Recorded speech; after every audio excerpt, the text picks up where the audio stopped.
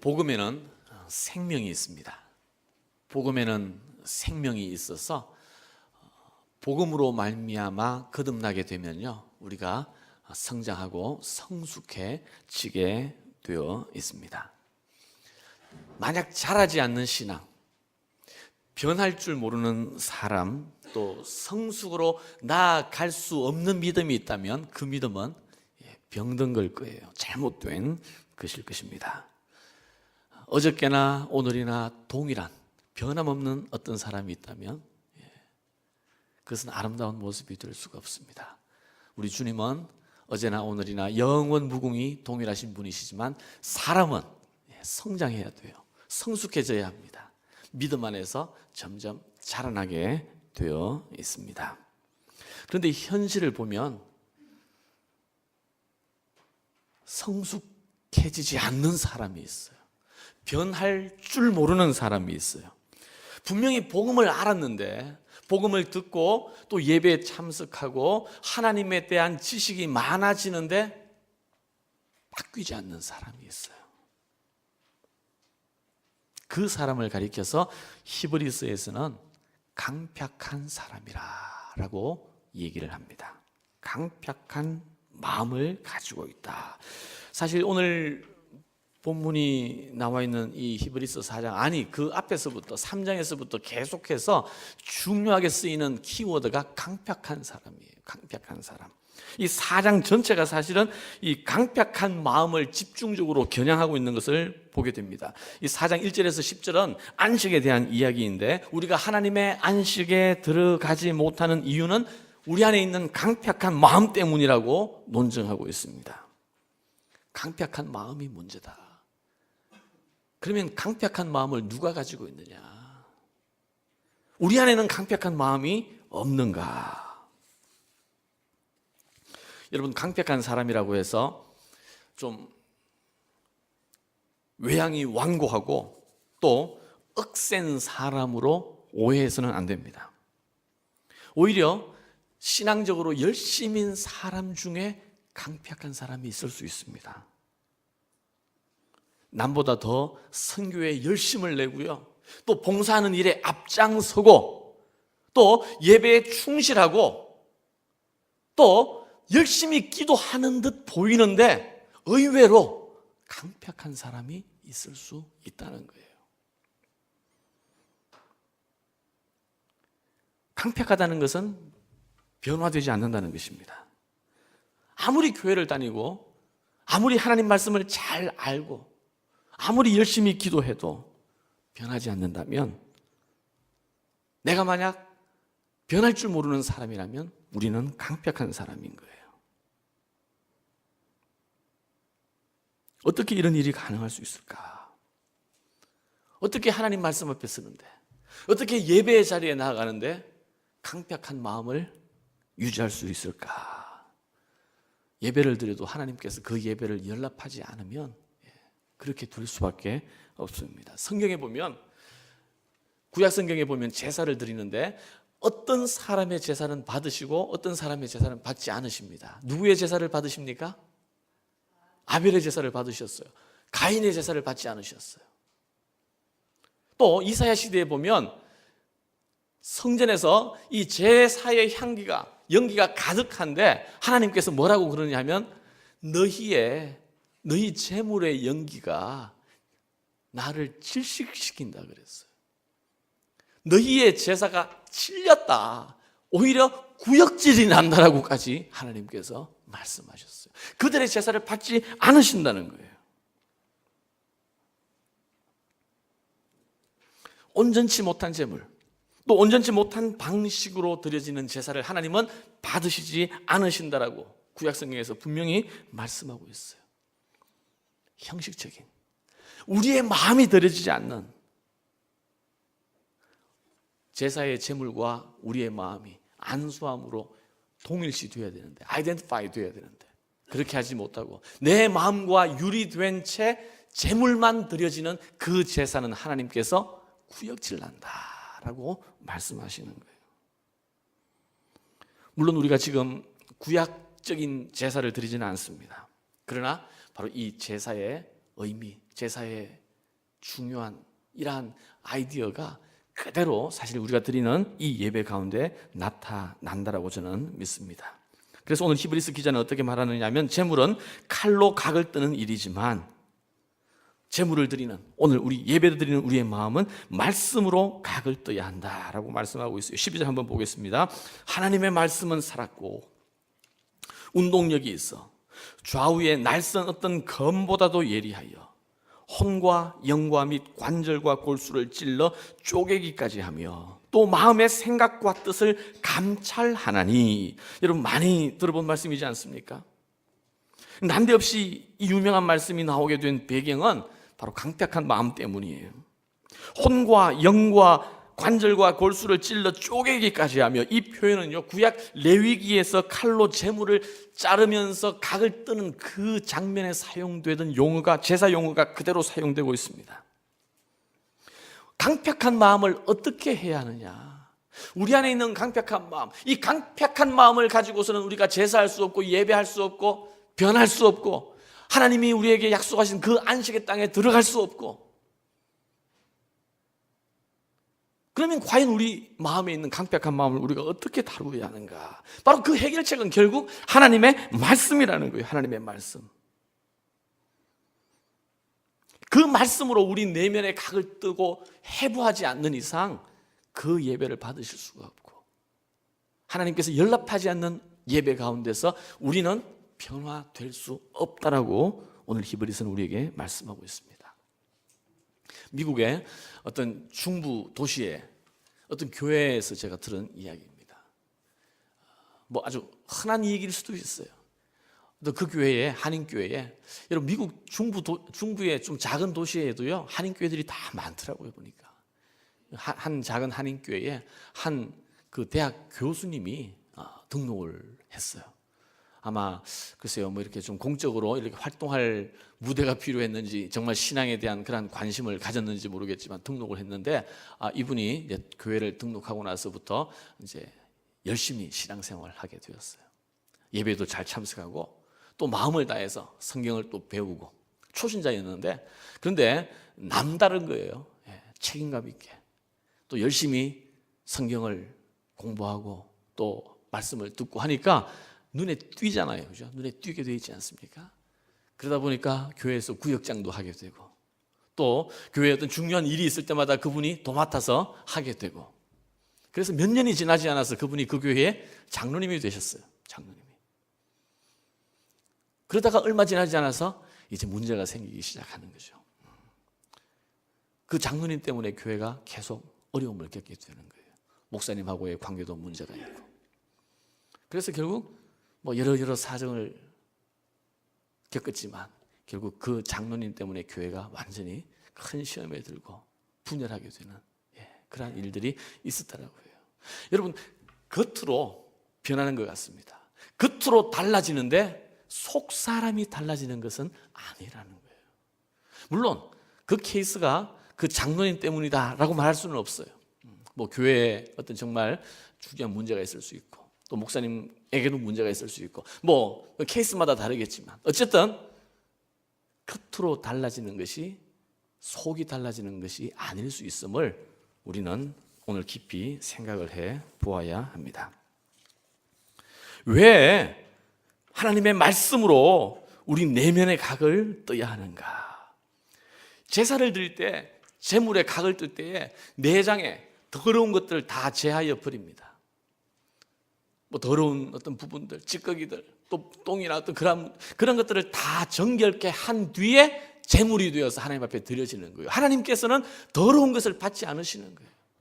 그래서 하나님의 말씀으로 말미암아 그 말씀의 검으로 우리 내면을 해부하고 조각내고 각을 뜨지 않으면 그 제사를 하나님이 받으시지 않는다는 거예요.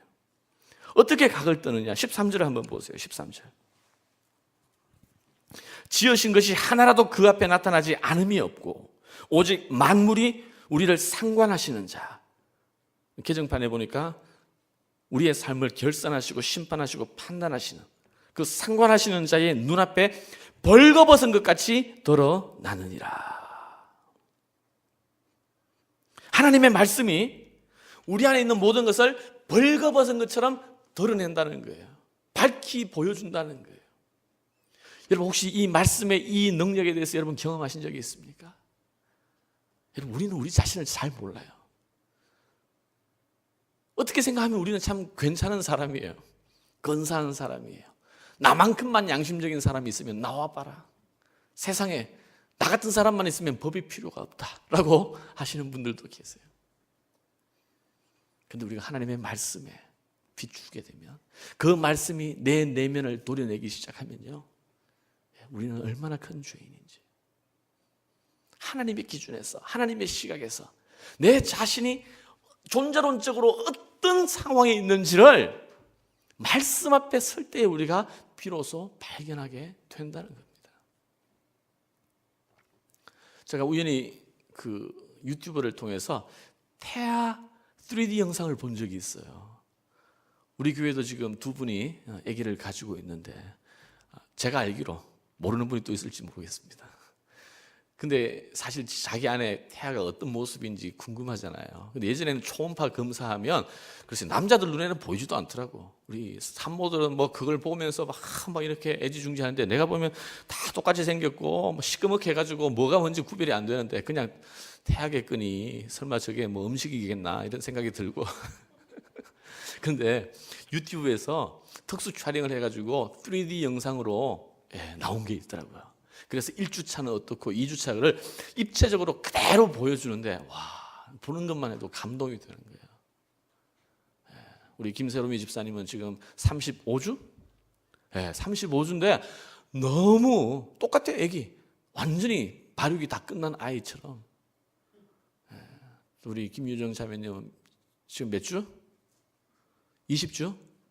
32주? 오, 다 따라왔네. 이제 조금만 더 하면 32주 봤어요 혹시 영상? 아직 못 봤어요. 너무 감동이 되더라고. 막 애가 움직이는 거 이런 게 글쎄요. 뭐 컴퓨터 그래픽에 도움을 받았는지 3D 영상이 기가 막히더라고요. 그런데 바로 우리의 내면을 이 하나님의 말씀이 그렇게 우리에게 드러내 준다는 거예요. 우리에게 드러내 준다는 거예요. 여기에 보니까 우리의 영과 혼과 영을 드러내준다.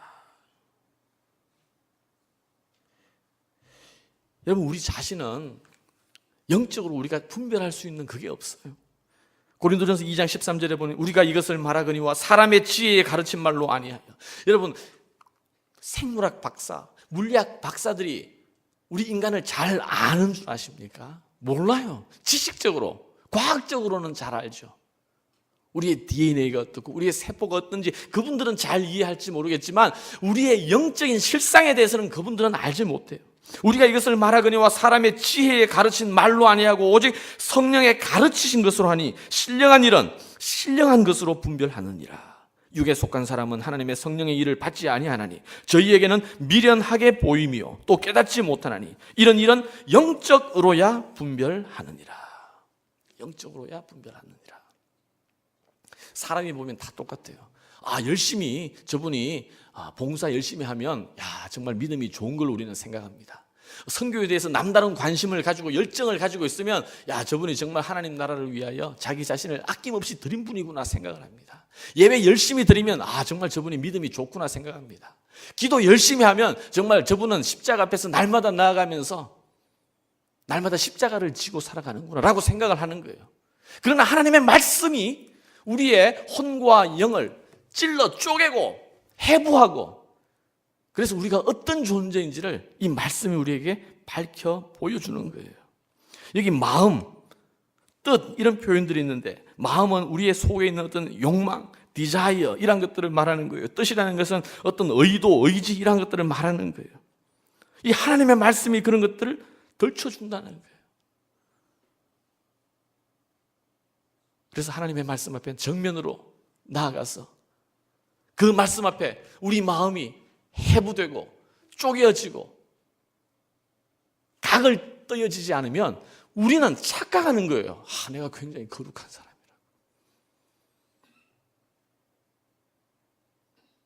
날마다 하나님 말씀 앞에 예배하는 가운데 그러한 것들을 정결하게 하고 불태워버리고 더러운 것들을 내어버릴 때에 그때 우리는 변화될 수가 있어요. 거룩해질 수가 있습니다. 하나님을 닮아갈 수 있어요. 하나님이 받으시는 산 제사가 될 수 있다는 거예요. 여러분, 강팍함의 원인이 무엇입니까? 사람이 왜 강팍하게 됩니까? 두려움 때문이라고 그래요. 두려움 때문에. 내가 드러날까 봐. 내 자존심을 잃게 될까 봐. 내 안에 있는 상처가 드러나게 될까 봐. 그걸 지키고 싶어서. 포기할 수 없어서. 무너질까 봐 내가. 그것까지 잃어버리면 나는 모든 것이 무너지니까. 그게 나의 자존심이니까. 여러분, 사람이 자존심 없는 사람 없습니다. 꼭 부자고 공부를 많이 하고 똑똑한 사람이 자존심이 센 줄 아십니까? 그렇지 않아요. 못 배운 사람이 자존심이 더 셀 수 있고요. 없는 사람이 더 자존심이 셀 수 있고요. 우리 모두는 다 자기가 지켜야 할 그런 자존심이 있는 거예요. 그런데 그 자존심이 잘못 나타나게 되어서 두려움과 함께 결국 강팍함으로 변할 줄 모르는 강팍함으로. 그런데 우리 하나님께서는 하나님의 말씀으로 그 모든 우리 안에 있는 그러한 상한 것들, 더러운 것들을 다 보여주시지만 그것으로 끝내시는 것이 아니라 그 문제를 해결할 수 있는 길을 우리에게 주신다는 거예요. 그게 누구냐 하면 한번 보십시오. 14절 같이 읽습니다. 같이 읽습니다. 시작. 그러므로 우리에게 큰 대제사장이 있으니 승천하시는 자 곧 하나님 아들 예수시라. 우리가 믿는 도리를 굳게 잡을지어다. 큰 대제사장이, 짐승의 제물은 대제사장이 각을 뜨고 칼을 잡고 하는 거예요. 그러나 우리 내면에 이 산제사는 바로 대제사장이신, 큰 대제사장이신 바로 예수 그리스도, 하나님의 아들이신 분이십니다. 그분은 하나님의 아들이시지만 인간의 몸을 입으시고 우리와 똑같이 시험을 받으셨기에 우리의 연약함과 부끄러움을 잘 아시면서 우리를 긍휼히 불쌍히 여겨주시는 그 하나님이 바로 우리의 대제사장이신 예수 그리스도라는 거예요. 그분이 어떻게 하느냐? 15절, 우리에게 있는 대제사장은 우리의 연약함을 체휼하지 아니하는 자가 아니요 모든 일에 우리와 한결같이 시험을 받은 자로 돼 죄는 없으시니라. 그 예수님이 우리의 대제사장이 되어서 우리의 연약함을 아시고, 아니 몸소 체험하셨고, 우리가 얼마나 연약하고 얼마나 부족하고 얼마나 더러운, 얼마나 부끄러운 자리에 있는지를 우리 주님은 다 아셔서 능히 체휼하시고 결국 우리의 모든 것들을 다 해결해 주시는 그런 분이 우리 주님이십니다. 여러분, 세상에서 내 자존심을 무너뜨릴 수 있는 대상은 없습니다. 나를 그렇게 이해해주고 받아주는 사람은 없습니다.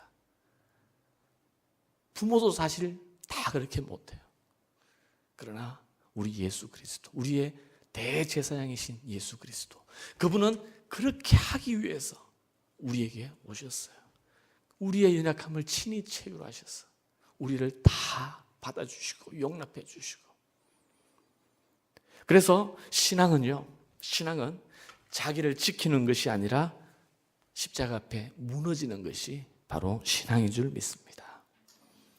예수 그리스도가 모든 영광을 다 버리고 우리를 위해서 다 내어주시고 십자가를 지셨습니다. 여러분, 이 형상이 상징하고 있는 메시지가 얼마나 큽니까? 모든 걸 다 내려놓는다는 거예요.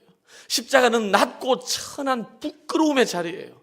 예수님께서 그 부끄러움의 자리에 우리를 위하여 대신 서셨습니다. 우리가 예수 그리스도의 십자가 앞에 나아가는 것은 바로 그 십자가, 자기 십자가를 지는 거예요. 우리도 주님처럼 낮고 천한 자리로 내려가서 내 자존심을 다 내려놓고 그 십자가 앞에 고개 숙이고 무릎 꿇고 엎드리는 것, 날마다 자기 십자가를 지고 자기를 부인하고 나아갈 때, 그게 바로 예수 그리스도를 따르는 길이고 믿음의 길이라고 우리 주님께서 말씀하시지 않으셨습니까? 그럼 16절 우리 같이 한번 읽겠습니다. 16절 시작. 그러므로 우리가 긍휼하심을 받고 때를 따라 돕는 은혜를 얻기 위하여 은혜의 보좌 앞에 담대히 나아갈 것이니라. 어떤 성경학자는 성경 전체에 있는 수많은 아름다운 생명의 말씀이 있지만 만약 딱 한 구절을 고른다면 나는 이 히브리서 4장 16절을 선택할 것이다, 이렇게 말을 하고 있습니다.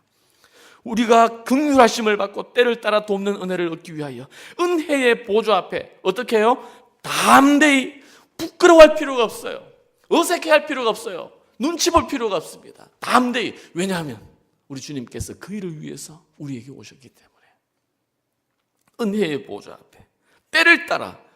여러분, 우리가 힘들 때 예수님 찾는 거 아니에요. 정말 아쉬울 때 찾는 게 아니에요. 우리가 좋을 때나 좋지 않을 때, 잘 나갈 때나 잘 나가지 못할 때, 부유할 때나 가난할 때, 내 계획대로 진행될 때나 내 계획이 여지없이 박살이 날 때, 때를 따라 그때 항상 언제나 은혜의 보좌 앞으로 나아가야 하나님의 은혜 안에 거하게 되는 줄 믿습니다. 시편 51편 17절에 보면 우리가 잘 아는 구절이 있지 않습니까? 하나님께서 받으시는 제사는, 하나님께서 구하시는, 우리에게 찾는 제사는 뭐라? 뭐예요? 상한 심령이라. 상한 심령이라. 하나님이여, 상하고 통회하는 마음을 주께서 멸시하지 않으시리라. 진정한 예배, 진정한 제사는 우리의 상한 심령이라고 말씀하고 있습니다. 상한 심령이 있어야 돼요. Broken heart. 십자가 앞에, 은혜의 보좌 앞에 나아갈 때 우리가 상한 심령으로 나아가게 된다면 그게 하나님이 기다리시고 찾으시고 기뻐하시는 예배다라고 말씀하고 있습니다.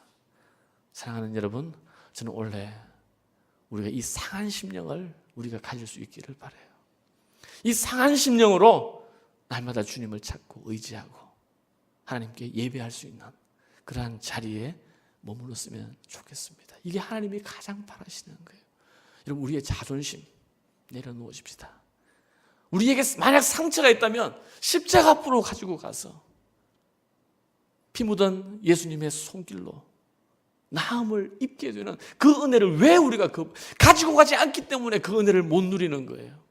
만약 우리에게 어떤 경제적인 필요가 있고 어떤 사업상에 하나님의 도움이 필요하다면 그 문제를 가지고 은혜의 보좌 앞으로 나아가시면 되는 거예요. 왜 하나님께서 우리의 문제를 외면하시겠습니까? 담대히 나아가야죠. 브로큰 하트를 가지고, 상한 심령을 가지고. 만약 우리에게 어떤 어려운 문제가 있다면 그 어려운 문제, 나 혼자 감당하기 위해서 발버둥 치는 것, 그것은 바른 해답이 아니에요. 바로 은혜의 보좌 앞으로 담대히 가지고 나가서 거기서부터 오는 하나님의 은혜를 우리가 경험하게 될 때 그것은 빛나는 은혜의 간증이 될 수 있고 하나님이 축복하시는 삶이 될 수 있으리라 믿습니다. 하나님의 말씀, 그 말씀 앞에 우리가 진지하게, 정직하게, 그 말씀이 힘들고 아프더라도 내 마음의 각을 뜨는 것을 각오하고 그 말씀 앞으로 나아가십시오. 그리고 그때 우리에게 드러나 있는 모든 문제를 가지고 우리의 대제사장이신 예수 그리스도 앞으로 담대히 나아갈 때 우리는 강팍한 마음이 깨어지고 날마다 십자가 앞에서 변화되는 성숙으로 나아가는, 그리하여 하나님이 우리를 위하여 예비하신 하나님의 안식에 거하게 되는 그런 복된 삶의 자리에 거하게 되는 줄 믿습니다. 우리 시간 함께 우리 기도했으면 좋겠습니다. 하나님, 우리에게 상한 심령을 주시옵소서. 내가 예수 앞에 무너지지 않는다면, 내가 십자가 앞에서 깨어지지 않는다면 이 세상 누구 앞에 무릎 꿇을 수 있겠습니까? 누구 앞에서 내가 무너지겠습니까? 하나님, 날마다 상한 심령이 되어서 예수 앞에 무너지고 깨어지는 삶이 되게 하여 주시옵소서. 그래야 강팍한 마음이 아니라 새로운 피조물로서 예수 그리스도께서 기뻐하시는, 하나님이 직접 빚으시는 그러한 질그릇이 되게 하여 주시옵소서. 우리 시간 함께 기도할 수 있기를 바랍니다. 기도하겠습니다. 하나님께서 구하시는 제사는 상한 심령이라 말씀하셨습니다. 하나님 아버지, 날마다 하나님 앞에 나아가는 것 같지만 상한 심령 외면하고 하나님, 나를 드러내기 위하여, 나를 자랑하기 위하여 하나님 앞에 나아간 우리들입니다. 하나님 아버지, 우리를 불쌍히 여겨 주시옵소서. 우리의 연약한 모습, 우리의 부끄러운 모습, 우리의 상해 있는 것들을 아시는 우리 하나님, 마지막 때에 그 하나님께서 우리를 그렇게 심판하실 터인데 하나님, 그것을 인정하지 못하고 두려워하여 하나님 아버지 감추고 살아가는 우리 자신 아닙니까? 하나님 아버지, 우리를 불쌍히 여겨 주셔서 주님 앞에 설 때마다, 주의 말씀 앞에 설 때마다, 예배할 때마다 하나님 상한 심령으로 주님 앞에 나아가 예배할 수 있게 하여 주시옵소서. 우리를 주여 만져 주시옵소서. 고쳐 주시옵소서. 새롭게 하여 주시옵소서. 도와주시옵소서. 자비하신 하나님, 오늘도 우리가 은혜 받는 하나님의 자리에 나아가는 길을 말씀을 통해서 가르쳐 주신 것을 감사합니다. 하나님, 하나님의 말씀을 지식적으로 받아들이지 않게 하시고 그 말씀의 칼에 우리의 내면이 찢어지고 깨어지고 상할지라도 그 말씀 앞에 담대히 나아갈 수 있게 하시고 또 은혜의 보좌 앞으로 믿음으로 담대히 나아갈 수 있는 저희들 되게 하여 주시옵소서. 강팍한 마음을 가지고 예수 믿지 않게 하시고 이 강팍한 마음으로 주님 앞에 서지 않게 하시고 하나님, 날마다 상한 심령으로 주님 앞에 나아가 예배할 수 있는 주의 백성들 되게 축복하여 주시옵소서.